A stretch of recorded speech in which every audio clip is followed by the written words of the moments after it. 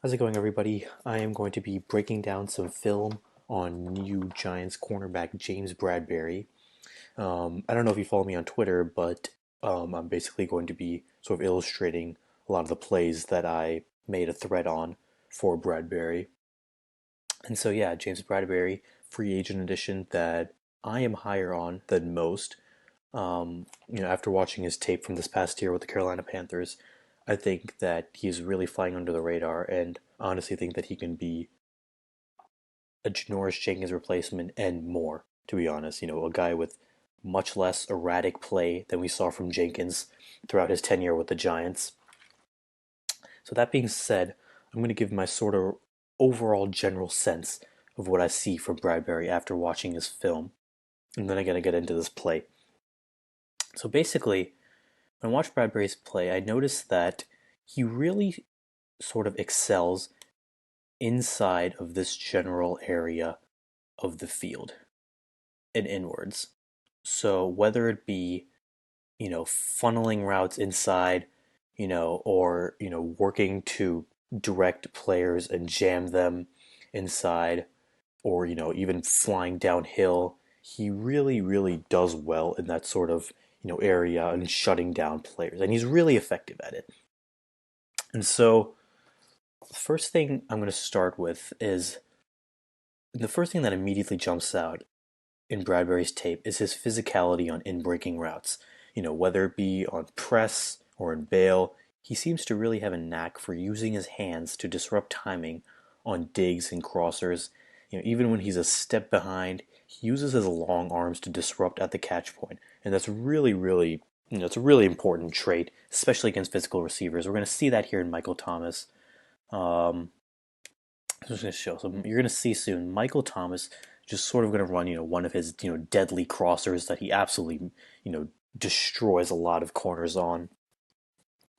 So watch how well Bradberry handles this, okay? All right, so I'm going to play this in slow motion. So immediately, I want you to watch how Bradberry sort of, he keeps his hips very disciplined. He matches the movement of Michael Thomas. And as soon as he sees Michael Thomas break inside, he puts himself in good position. He gets his outside arm on Thomas so that he's able to follow him. Puts himself in very good position to defend the crosser. Breeze puts it up for him. Thomas uses his long arms to break up this play. Really nice play. Sorry, Bradberry. Very excellent play by Thomas here. Bradberry, excuse me. You can see it from the end zone angle as well.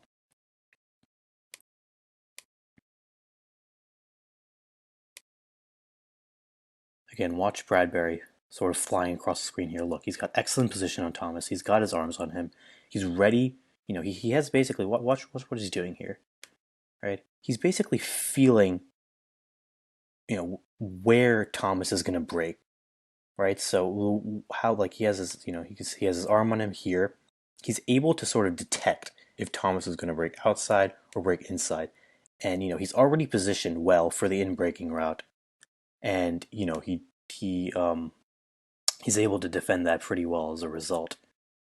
And if I'm just going to play it back here, you're going to see as soon as Thomas breaks inside, Bradberry still has his arm on him, follows him well, just trailing him enough to let Breeze think that he has him open. Then Bradberry uses his long arms to break it up.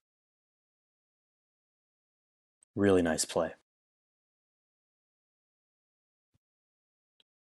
All right, so similar to the last play where we saw Bradberry deal with a crosser really well, where he was it looked like zone at first, but it was pretty much man up against Michael Thomas. This one is more pure zone, except this one is against the Jacksonville Jaguars.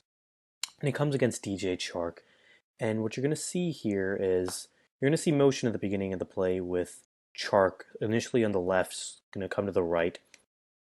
Basically, what you're going to see is Bradberry is going to sort of drop back into almost this cover three zone here, right? And he doesn't have any help over the top. The safety is not going to shade over the top, right? So he's basically going to be sort of on an island out there alone. And so he's going to be pretty conservative with how he plays. He's not going to get aggressive with Chark when he comes around here. He's going to basically sort of drop back, and he's going to kind of give a window for Chark to cut inside. And you're going to see what happens. As soon as Chark is going to motion over this side, he's going to cut inside, and he's already got a lot of leverage on James Bradberry because of this, because Bradberry is going to be sort of playing deep in bail technique, and Chark is going to have an easy break inside. He's not going to be contested. But and let me start the play first, then you're going to see what Bradberry does really well here.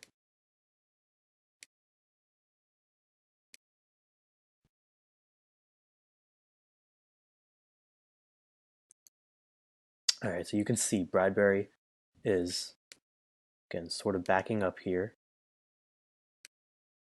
Okay, he's backing up, right?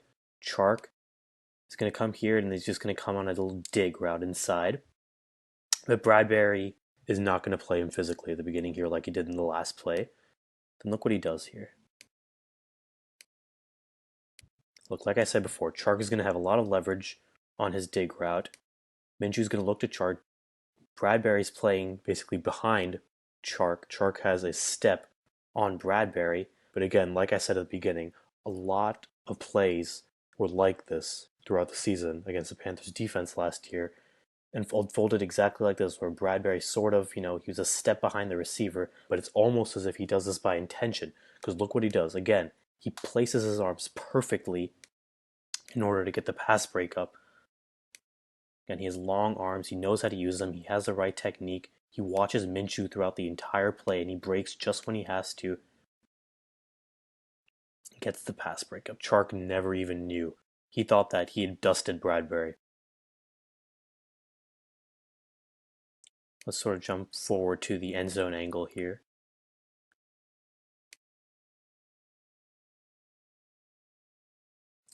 You can see Minshew looks back. Bradberry breaks at the right time, gets his arm around, gets the pass breakup. All right, so this is another really nice play by Bradberry. This one's against the Cardinals. And as you can see here, the Cardinals have 5 wide, empty protection, just a staple of Cliff Kingsbury's offense. And what we're going to see here is basically the defense is playing zone, right? Look to the right, you can see they have 4 guys. Cardinals have 4 guys lined up here. And they've motioned David Johnson out wide. And Panthers basically have Kuechly here against a wide receiver. And so it's pretty clearly zone. The 4th guy is just like 20 yards off almost. So it's pretty clearly zone. But then what we're going to see here is Bradberry appears to be on an island against Keyshawn Johnson here. And so it seems like the Panthers are basically shading all their defenders onto this side, right? We're going to see these 2 guys sort of playing like an in and out sort of deal, where this guy is going to take everything on this side that goes deep, and then this guy is going to take everything on this side. And so, case in point, basically, these guys are all playing zone on this side, and Bradberry is basically left on an island.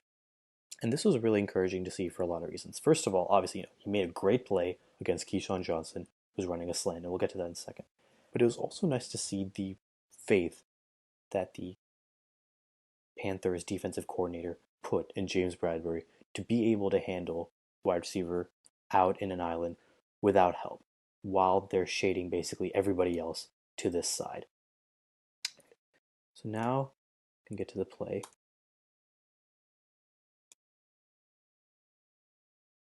Basically, here's what you're going to see on this play, all right? So Keyshawn Johnson is going to run a slant, okay? And Bradberry, this is where his experience really shows, and it shows that he's progressed a lot. Bradberry looks at Kyler's eyes. Despite being in man, he immediately knows that Kyler is going to Keyshawn Johnson on the slant, right? He knows that's going to be one of his primary reads. So look how quickly Bradberry gets around Keyshawn Johnson running slant. Look at his technique. Again, like the previous 2 clips, he uses his arms again, long arms, really knows how to use them. He's been trained really well like that. Again, these in-breaking routes, he's just so good at suffocating.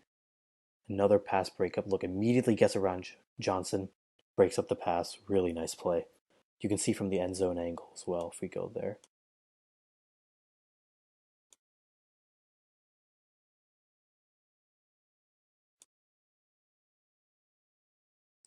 Kyler takes a snap, immediately looks to Keyshawn Johnson, right? So Bradberry knows that he's going there. By the time the ball comes out, Bradberry's already got an excellent position. Just uses his arms to sort of swing himself around Johnson. Great play. All right, moving on now. I wanted to talk about two other aspects of Bradberry's game which really impressed me when looking at his tape. And that is his awareness in zone and his underneath pattern recognition ability against zone. I saw this throughout a lot of his tape, and this play right here that I'm going to show you is something that popped up a lot. And so what we're going to see here is basically we're going to see a little stick concept. This is Michael Thomas here that's going to come out, and then I think this is Ted Ginn that's going to come out on a vertical release. Watch Bradberry here. The Carolina Panthers are playing cover two zone, basically, and Bradberry immediately recognizes Thomas coming out, knows the ball is going there, and flies downhill. And this is also something else that was really impressive. Bradberry, and that this sort of relates back to the idea I talked about initially of this arc that Bradberry is really good at inside. And so Bradberry, when and this, against this particular concept especially, is very, very fluid when he flies downhill and recognizes patterns working underneath. Here, it's just Michael Thomas running a little stick concept. Watch how fast Bradberry reacts to this play and gets there to disrupt the play.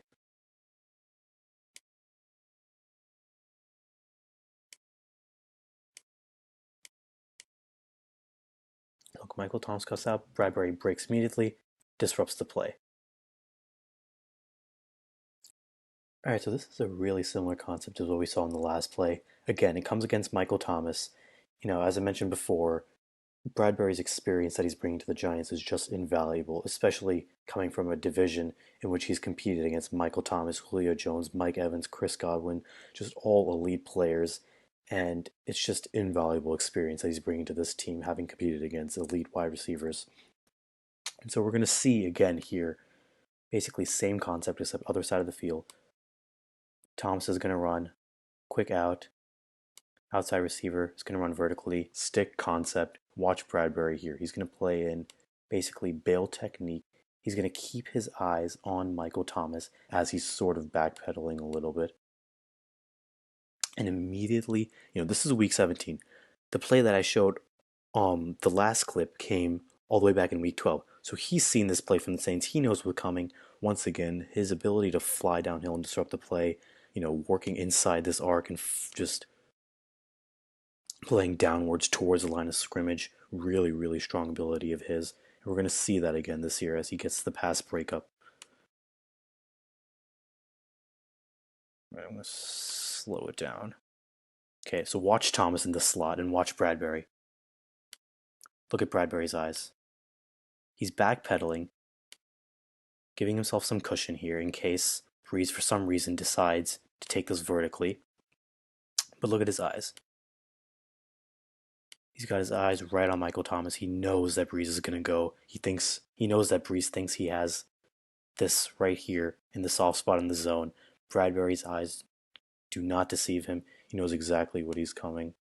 Watch this. Breeze looks at Thomas. Bradberry's already flying downhill. Breaks up the pass. Alright guys, so here's another example of Bradberry understanding cover 3 zone extremely well. As we can see here, Bradberry is going to be sort of responsible for this general deep third area, and we're going to see Brian Burns here is going to pull out to the flat. So what we're going to see here is Evans basically going to run sort of like just an underneath route here, a little bit of a comeback, and just settle in right in this area right here, sort of the soft spot between the zone. Cameron Braid is going to come out into the flat here. So now watch Bradberry on this play. What he's going to do is he's going to drop back into his zone, okay? But he has to be aware of two things. First, he has to be aware of Braid coming out into the flat here, because Braid can come out and then he can turn it vertically, right? So he has to keep his eyes on that. Then he obviously also has to keep his eyes on Evans, right? Because Evans can just turn it up vertically as well, right? He sort of has his eyes working in two places here. Again, he shows his experience here. He shows his proficiency in zone. It's something that the Giants can really take advantage of when they're scheming. So let's play this, and you can see what I'm talking about. So watch Bradberry as soon as Jameis takes the snap here. He's pulling back into his zone. Okay, so now watch. He has to keep an eye on both Braid and Evans because they can be both threats against him here.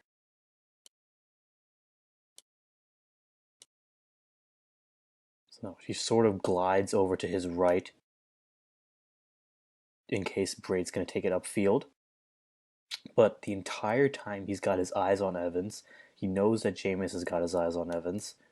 He basically tricks Jameis into thinking that he's got Evans open. Then look how fast he breaks on the ball. Again, that downhill speed breaking on the ball. We see it again here.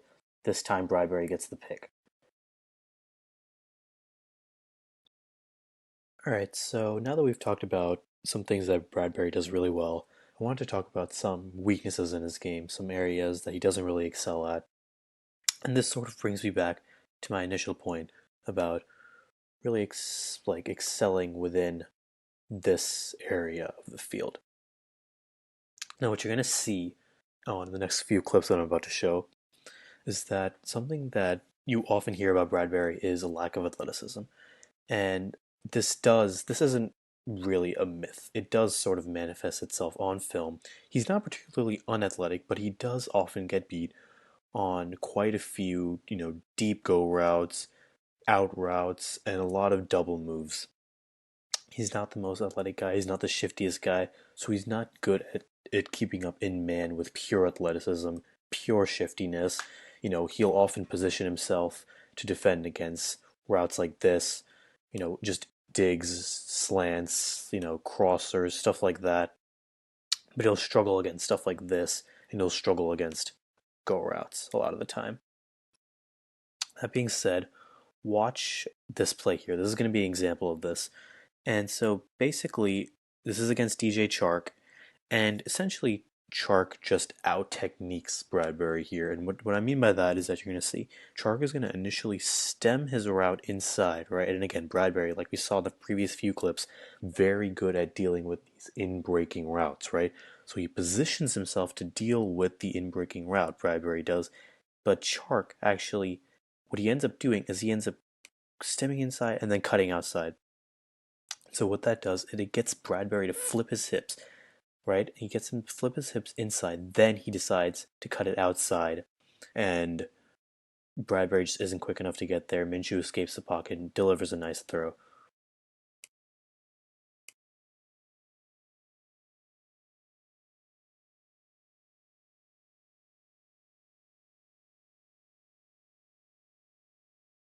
So I'm going to slow it down. Chark stems it inside at first. Look, gets Bradberry to completely flip his hips, facing the inside of the field. Then cuts it outside. Bradberry's a little bit out of position. Minshew gets it in there just perfectly. Great play. And there's quite a few plays like this that come against Bradberry on tape. Okay, so we're going to see a very similar play here. This time it's Calvin Ridley. Watch again. You're going to see, same as the last play before with Chark. Ridley's just going to stem his route inside, and then turn it outside, and he's going to beat Bradberry. And here, like I said at the beginning, Ridley basically says to Bradberry, all right, I'm shiftier than you and more athletic. You can try to use your physicality to keep up with me, but I'm going to slip right by you. That's exactly what he does here. Bradberry sort of fails to get his hands on him at the beginning, jam him, disrupt the timing. Ridley sort of slips by him and then immediately cuts it outside, and Bradberry is really out of position for it. Um, like I said, Bradberry always he relies on his physicality at the beginning of the play to disrupt the timing and direct routes inside. But when receivers that are as shifty and quick as Ridley are able to get by him and sort of cut it to the outside, he gets beat on a lot of those plays. And so, Patrick Graham is sort of going to have to figure out a way to scheme around that a little bit. Run this back here. You're going to see. I'm going to slow it down. Watch, Bradberry just never really gets a hand on him properly. Ridley's able to slip by him. Bradberry gets out of position. Ridley cuts it outside, and he sort of dusts Bradberry there. And Ryan just puts it out there for him. Really easy completion there.